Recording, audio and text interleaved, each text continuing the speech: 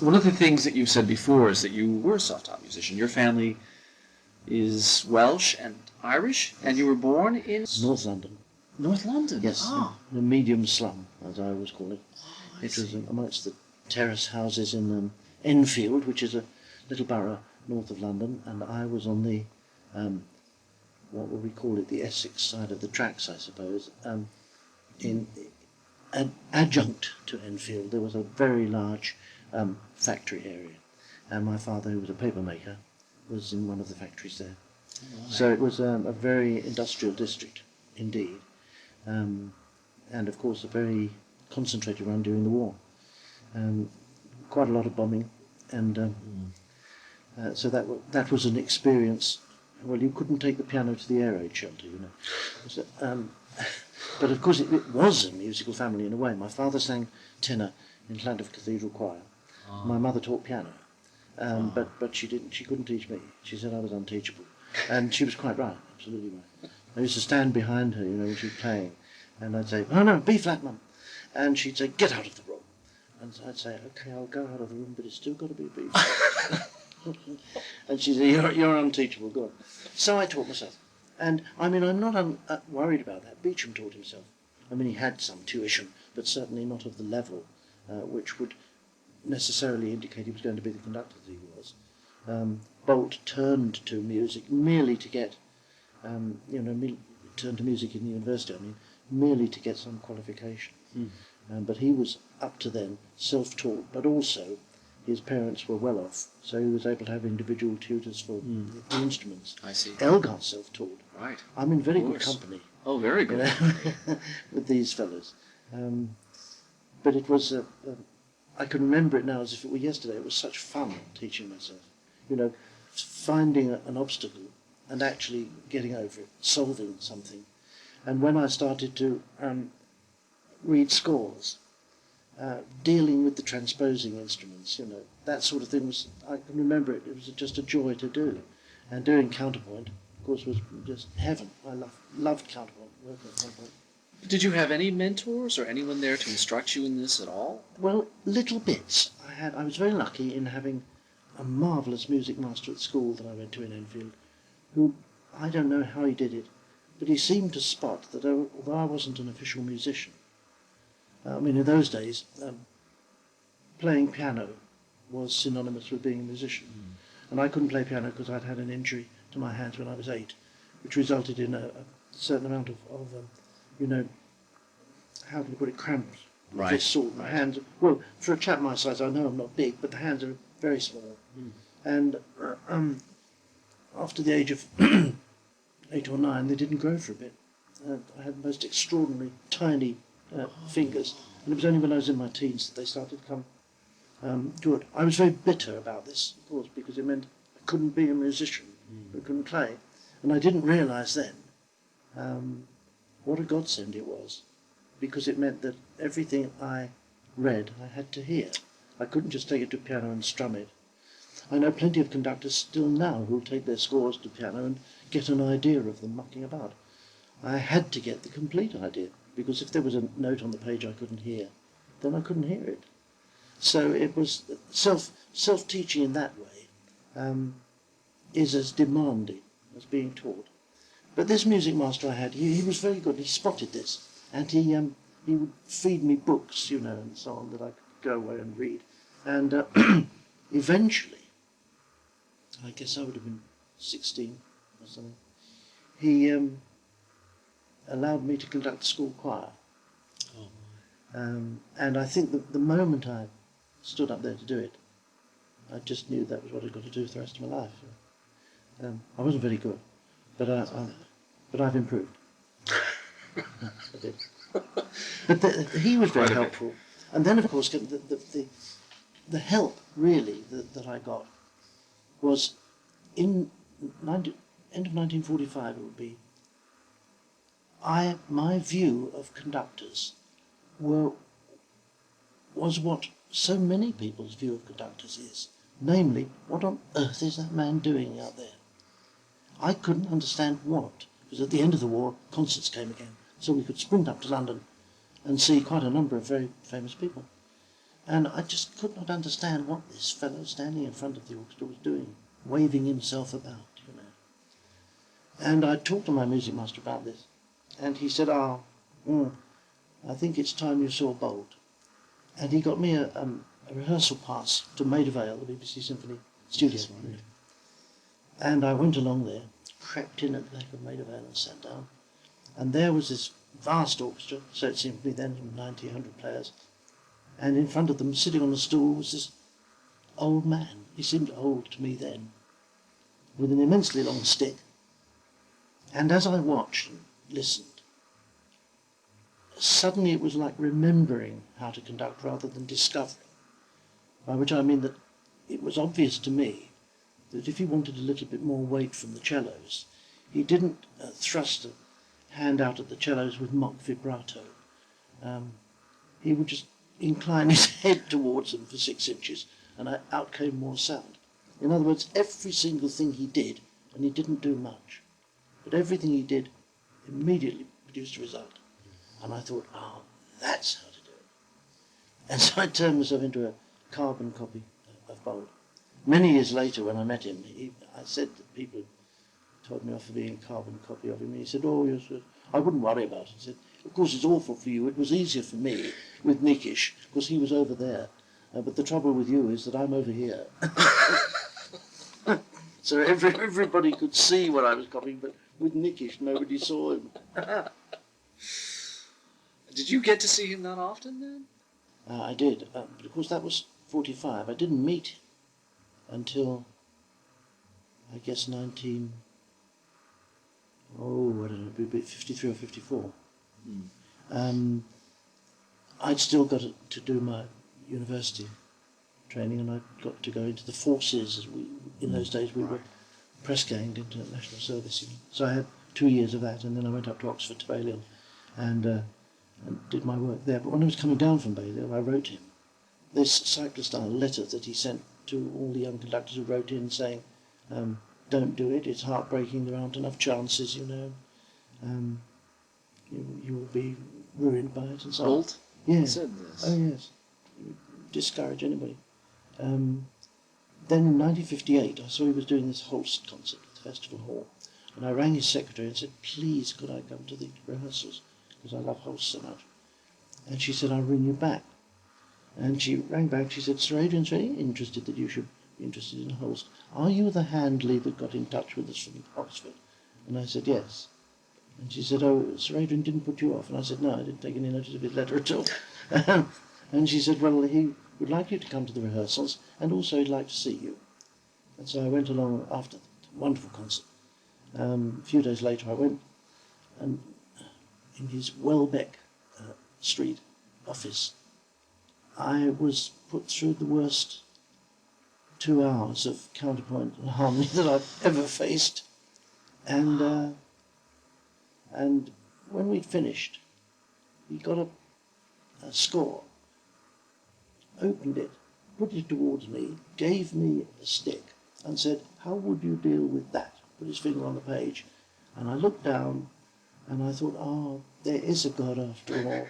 And so I said, well, I think that what I would do, Sir Adrian, I would set up and conduct the accompanying figures here and let the viola and the cor anglais make their own phrases until we can get what's right. He said, just show me.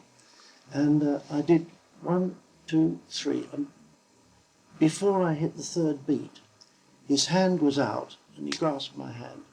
And he said, do that again. And I thought, oh my God, what have I done? But I thought about it and I thought, no, that's what I do. So I said, 1, 2, 3. I got as far as 4 and he took the stick out of my hand and he turned to his secretary and said, we'll help this one, Mrs. Beckett. And I was very lucky. As I said to him, he said, where did you learn to use a stick like that? I said, watching you.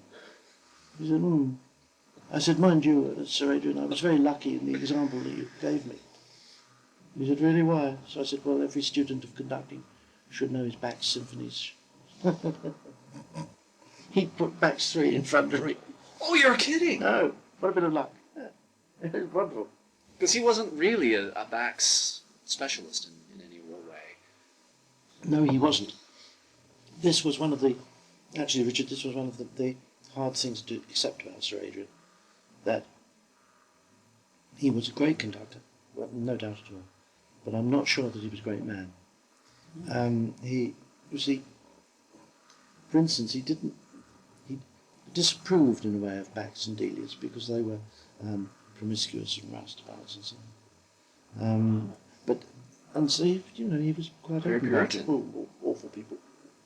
Really? Beautiful, very beautiful music, but lacking in thought, and so on. And this meant that he would, if offered a choice, he would choose someone else rather than Bax, and particularly Delius. But the thing about him thinking he didn't want to conduct their works because of what they were as people is false, because Beethoven and Schubert were rather naughty as well, weren't they?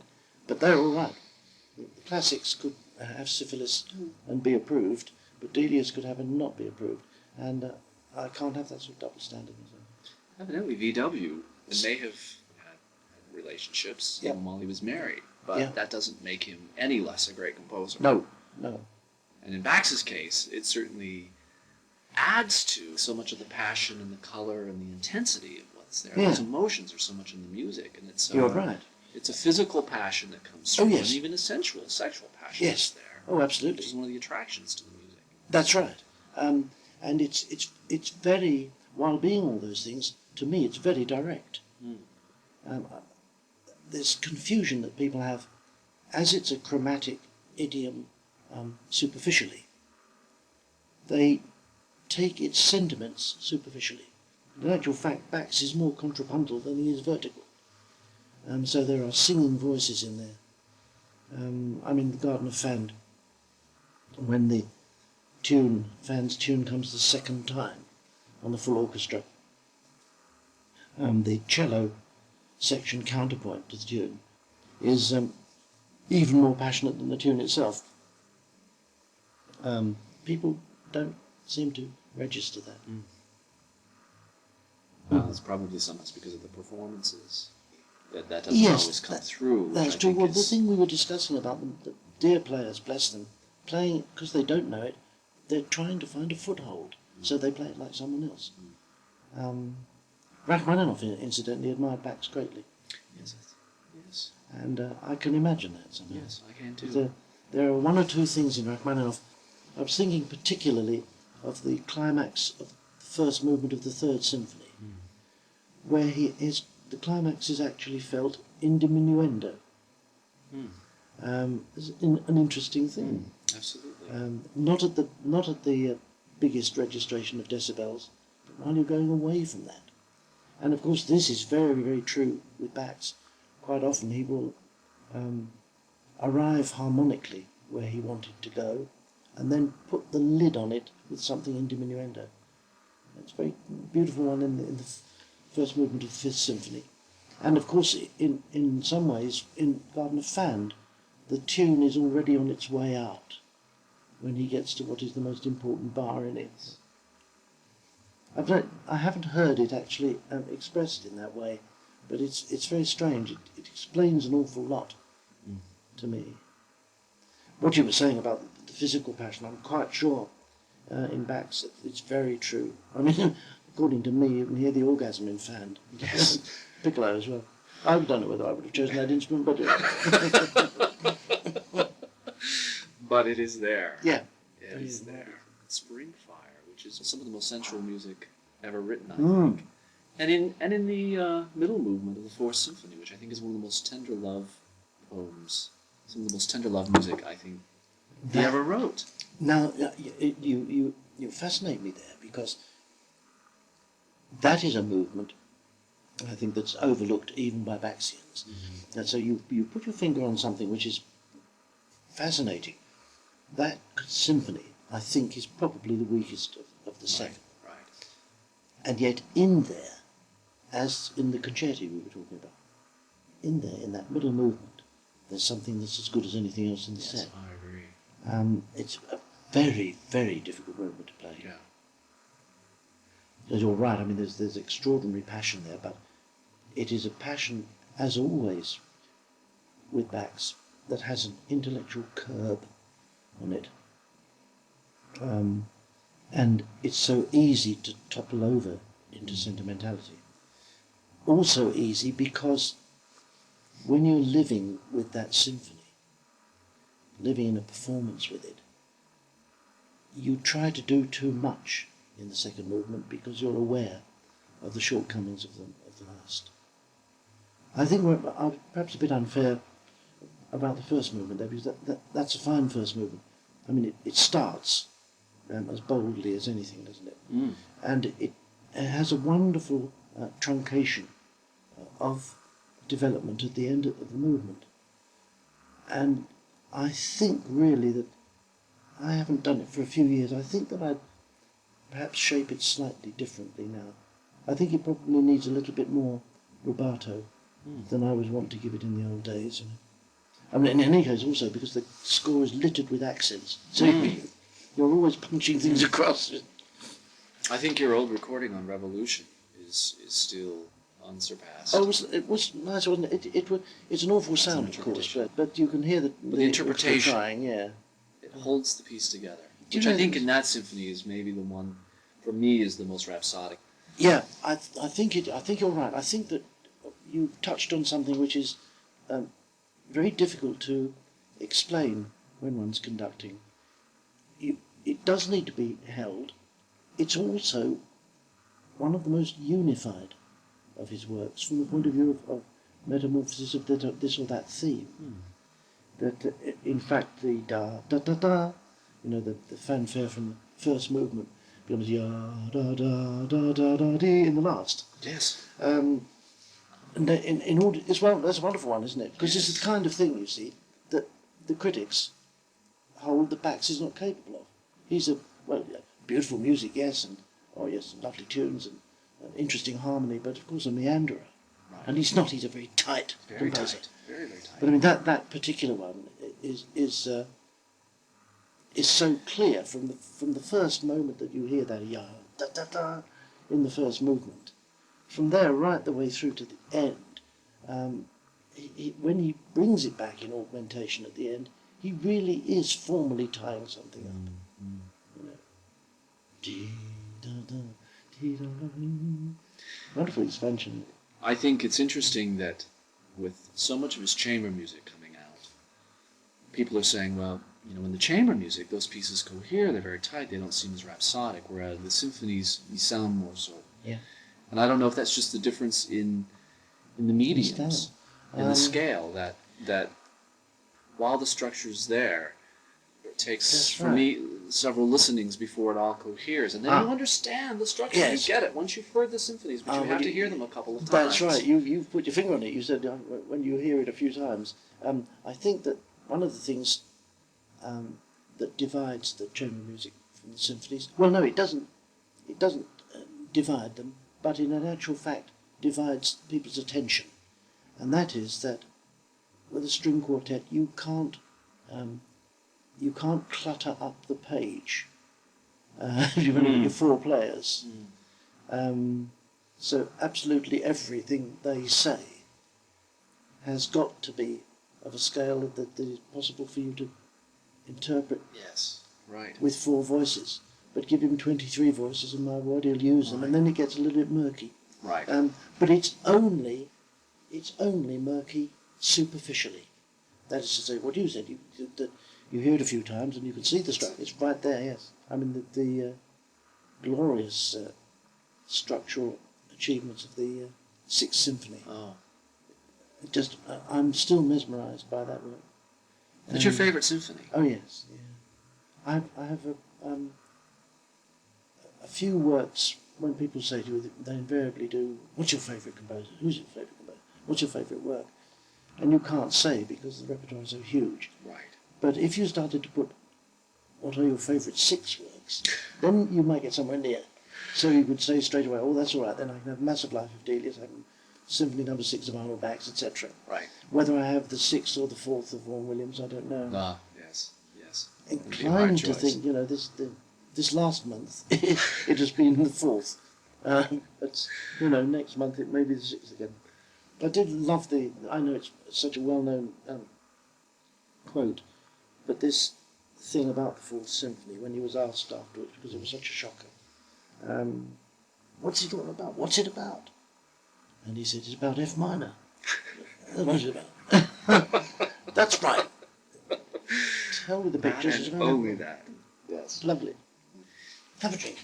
Thank you. Let me ask you this. Yeah. How did you get your first conducting assignments? Oh, well, of course, having conducted at Oxford and having had the wonderful advantage of the scholastic atmosphere of Bailey, where you were expected to work, but it didn't matter much what you were working at in the time you were supposed to work, as long as you were doing something. So I'd had the great advantage of that and my 2 years in the forces to learn repertoire. So, I knew my ring cycle and so on. And I did conduct a lot in the university. So when I came down, I just would throw myself at whatever conducting was about. Women's Institute carol concerts. They kept me going for a year. Then I became a church choir master, and so on. I just did anything. I would form a small amateur choir, form an orchestra, and so on. And it went on, and eventually a few people, including Sir Adrian, felt that I'd really done enough apprenticeship. And I got a date, as a result of all these things, I got a date with Bournemouth Symphony Orchestra, which went absolutely superbly. The orchestra as well as the audience standing up at the end. Oh. Absolutely wonderful. And Boult came down to Bournemouth for it. And he said, the most auspicious arrival since Beecham. And I thought, how marvellous. And sure enough, there were the orchestral players coming around to the dressing room and saying, wonderful debut, young man, tremendous. Really terrific. And I got my return date as a result of it, 13 and a half years later. Well, they were a little slow in coming around. But then, the crits, the reviews of that concert were thrown about to the other orchestras, and then Birmingham gave me a date, and so on, and so on. Just the individual things building up. What year would that have been, that first concert in Bournemouth? Oh, dear. 1960. 1960. So you had you been studying with Boult after he had decided to take you on? Yes. What did you actually? Well, he wouldn't take a fee, you see. It made it very awkward for me. Well, mind you, I didn't have any money, so... But he wouldn't take a fee. So what he said was, look, what we'll do, we'll exchange information. You can come to any of my rehearsals and concerts, and then we'll meet every few weeks and go through what you've heard. So for 3 years, I did go to an awful lot of his rehearsals and concerts and recording sessions. And he would, if he wasn't rushing anywhere after the rehearsal, he'd take me out to a restaurant, and we'd chat, which was really good lessons. Oh, I imagine. I remember those conversations. The Carlton rooms there, going up towards Kilburn, the LPO were rehearsing one day, and as usual with Adrian, he got through the rehearsal very, very quickly. And he said that his car wouldn't be coming for a little while, so we went across to Paddington Recreation Ground, where he consumed ice cream after ice cream after ice cream. Loved ice cream. Must have had 4 big ices, I think. Oh my gosh. But during that time, during the ice creams, there would have been a lot of wisdom. I was very lucky. Very lucky indeed. And then eventually, of course, I was able to do a bit of assistant work for him, because, as he said, I don't agree with assistant conductorships, but you know what I do. So he would sit down, for instance, we did a huge television Goronchus in Canterbury Cathedral, and he would sit in the chair beside the rostrum while I was conducting, and I would turn to him and say, like this, Sir Adrian, or that, and we talked in this jargon about stick technique, and then he'd say, no, don't do that, do the other, do this and do that, and then I would do it, and the orchestral players were marvellous about it, because they were in stitches of laughter with me doing this imitation of Boult. But it was good. I'm very indebted actually to the LPO of that day, because they didn't just treat me as a carbon copy, well, they knew that temperamentally I was nothing like him at all. Couldn't be clearer. He was an Edwardian gentleman with a dreadful temper, and I'm 100% Celt without one. But we got along on the business of technique. Absolutely. You've always had a close relationship with the LPO. I mean, you've been I did. things. Well, then it bust up after a few years, and I went to the RPO. So I've been associate conductor of the RPO for, I don't know, 10 years more now. But you've been back to the LPO. Oh, yes. Had a nice Brahms second with them recently. Was that recorded by any chance? No. Oh, nobody's going to ask me to record Brahms. Mind you, I can make him sound like Vaughan Williams pretty quickly. Oh.